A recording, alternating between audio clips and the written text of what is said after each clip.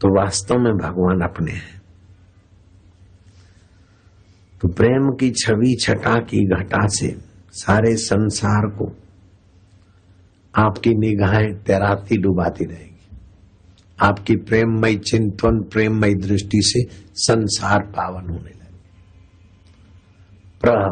पूर्ण रूप से आनंदित, मन पवित्र आनंद से आह्लादित करते, उसको बोलते प्रहलाद। प्रहलाद जब निकलते तो दैत्यों की पत्नी टकुर टकुर टकुर दिल के झरोकों से झुरमुर झुरमुर देखती थी। देवता लोग भी प्रहलाद को देखते, दैत्य भी प्रहलाद को देखते। और प्रहलाद के हृदय में भगवत प्रेम था, क्योंकि नारद जी का सत्संग माँ के गर्भ में थे और तब सुना था। ये होली को उत्सव है, इसमें प्रहलाद की कथा तो मुख्य समझनी चाहिए। प्रहलाद जब राज्य उद्यान में जाते तो प्रेम की दृष्टि से ऐसा देखते कि पक्षी उनके सामने के लोल करते, उनके इर्द गिर्द मंडाते। मछलियों को देखते कि प्रभु कैसे जल में जलभ्रूप बने तुम हो, मछलियों की आकृति भी तुम्हारी, और यहाँ प्रहलाद होकर देखने की लीला भी तुम्हारी। मेरे नारायण वासुदेव। वासुदेव सर्वमिति स महात्मा सुदुर्लभ। वासुदेव सर्वत्र है, ऐसी प्रेममय नजर जिसके आगे ऐसा महात्मा दुर्लभ है। भगवान तो सुलभ है क्योंकि सर्वत्र है, लेकिन भगवान का अनुभव करने वाला महात्मा भगवान की नजर में दुर्लभ है। वासुदेव सर्वमिति स महात्मा सुदुर्लभ। प्रेम में तृप्ति नहीं, प्यास ही प्यास, और प्यास के बाद थोड़ी तृप्ति आई, फिर प्यास। ये प्रेम क्रियाकलाप से समझ में नहीं आता, लक्ष्य से समझ में आता है।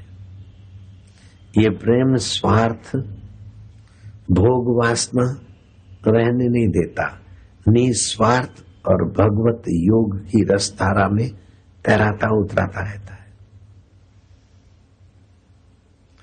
ये प्रेम ऐसा अनुभव करता है कि जीवन प्राण सर्वत्र प्रियतम को ही अर्पित हो जाए, उसी के लिए हो। प्रेम का पूर्व रूप क्या होता है? आशा कि हमें भगवत प्रेम मिले, भगवान हम पर प्रसन्न होंगे। कोई कुछ भी कहे, लेकिन ईश्वर तो जानते न, देर सवेर होंगे मेहरबान।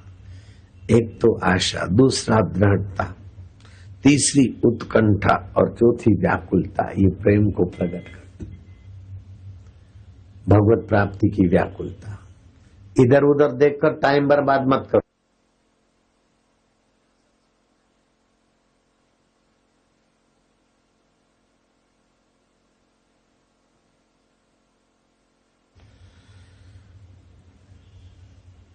प्रेम का रसायन,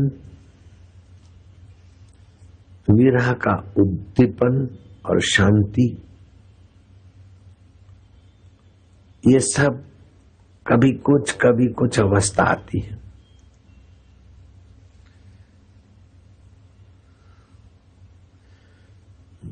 घर में मेहमान बैठा हो और वो आदमी मेहमान के तरफ देखे नहीं और भिखमंगों को देखता जाए,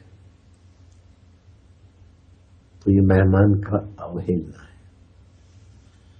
और मेहमान भी सम्राटों का सम्राट हो तो और ज्यादा अवहेलना। और मेहमान के रूप में जब भगवान आते हो और हम इधर उधर देखें तो कितना भारी घाटा करते, बड़ा भारी घाटा करते, बड़ी भारी मूर्खता है। अपने को वीआईपी मानते, बड़े आदमी मानते, लेकिन 2 कौड़ी की भी अक्ल नहीं। अरे सत्संग के द्वारा परमात्मा उतर रहे हैं तुम्हारे हृदय में और तुम इधर उधर झांक रहे हो। कोई बड़ा आदमी आया हो और तुम भिखमंगों के पास जाके बातें करो तो तुम उसकी अवहेलना करने से बचे नहीं। इससे भी ज्यादा ये अवहेलना है। सत्संग में क्या करता है? मेरे गुरुदेव ने मेरे पर कृपा की, बहुत जोर से डांटा। गुरुजी ऐसी सार बात बता रहे थे कि मेरी आंखें बंद हो गई, ध्यान मग्न हो गया। तो गुरुजी ने डांटा, क्या करता है? सत्संग के समय आंखें बंद करके ध्यान किया जाता है। ध्यान सर्वोपरि ये गुरु जी बोलते हैं, लेकिन सत्संग के समय ध्यान सर्वोपरि नहीं है, सत्संग सर्वोपरि।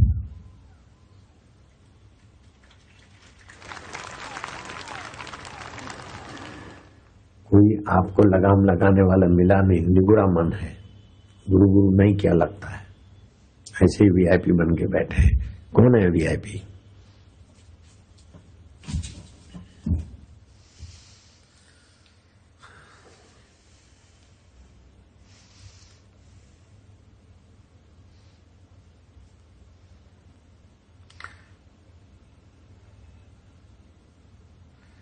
प्रीतम की बुद्धि, प्रीतम का भाव, प्रीतम की क्रिया और प्रीतम का तत्व अपने माप तोल में आएगा ऐसा सोचो ही मत। बस वह है। इनकी बुद्धि कैसी है, इनका भाव कैसा है, इनका ये कैसा नहीं, बस अपने हैं।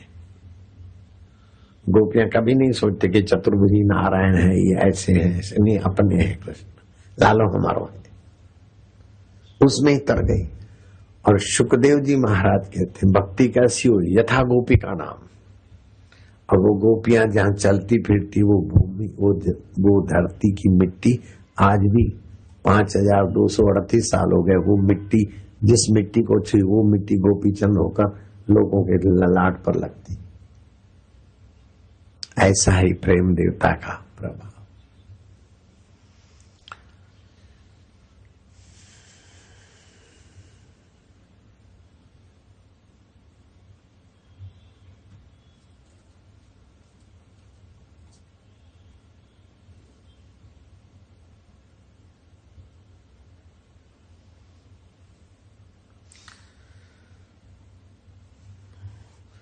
लेकिन उस प्रेमा भक्ति वाले को ये भी नहीं होता कि मेरे में भक्ति है।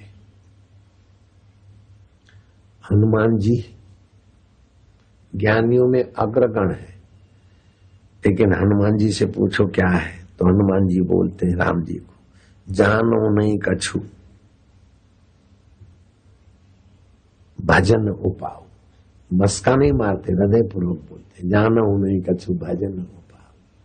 भजन किसको बोलते? रसनम लक्षणम भजनम, जिससे भगवत रस प्रकट हो उसको बोलते भजन। आदमी अपराधी क्यों होता है, कब होता है पता है आपको? अयोग्य कर्म कब करता है? जब नीरस होता है। नीरस होगा तब पान मसाले का रस लेगा, नीरस होगा तब चैनल खोलेगा, नीरस होगा तब किसी के तरफ विकार की नजर से देखेगा। जिसको अंतरात्मा का रस मिला उसमें अपनी पत्नी होते हुए भी विकार नहीं आते जल्दी से। हाँ, व्यवहार चलाने के लिए उतरे वशिष्ठ महाराज, कबीर महाराज, लेकिन रस बुद्धि से नहीं, रस अपने आप में। नीरस व्यक्ति जब होता है तभी वासना युक्त कर्म करके बंधन बनाता है। सारे अपराधों का मूल है नीरसता। और वो नीरसता जगत की चीजों से जो मिटाने को करेगा त्यों नीरस होता जाएगा। और नीरसता को रस स्वरूप के तरफ मोड़ देगा तो बस। मैं तो डॉक्टर डायमंड को कई बार धन्यवाद दे चुका हूं। डॉक्टर डायमंड ने लिखा है कि रॉक और पॉप म्यूजिक से सेक्सुअल केंद्र उत्तेजित होते, छोरे छोरी एक दूसरे के तरफ कामुक बनते। ये कमर हिलाना, ये वो करना जो है, ये बहुत युवा धन की सत्यानाश करने वाला रॉक और पॉप म्यूजिक है। युवकों की तबाही का